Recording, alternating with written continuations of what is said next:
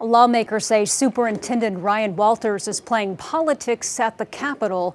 New social studies standards passed, and lawmakers say it's because Governor Stitt had a change of heart. News 4's Dylan Brown is at the Capitol.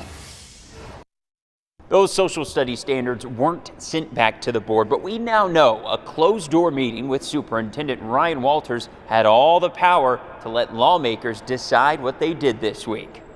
Okay, boys and girls, guess what? For 6 years, Oklahoma students' textbooks will have debunked 2020 stolen presidential election theories. They won't have information about Black Lives Matter or any of President Joe Biden's accomplishments.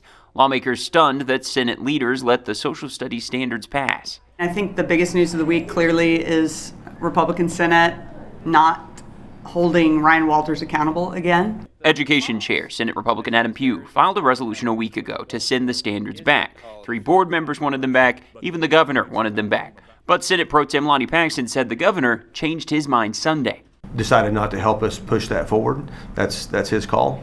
Paxton was pressed on the $33 million price tag. He says that was already set aside for textbooks. I was actually hopeful that might weigh heavy on some more conservative lawmakers to say, okay. He was worried about the money and about traditional textbook vendors who are now scared of Oklahoma's new standards. Yes, I'm concerned about that. I've heard the same thing about vendors. In the end, it was still Paxton's and the Senate's decision to not hear Pugh's resolution.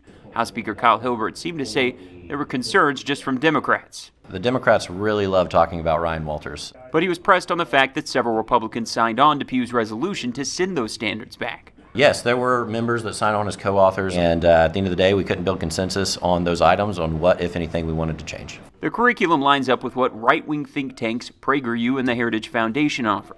They were on the original curriculum committee. Concerns the standards were made to get them in the classrooms. We're going to make sure that is analyzed with any of these calls for proposals, requests. And that could happen. At the Capitol, Dylan Brown, Oklahoma's News 4. We asked the governor's office why he changed his mind. They said he doesn't have control over the legislature. The contract request for textbook vendors, that's expected to be sent out in the coming school year. The new textbooks will come out in the year after.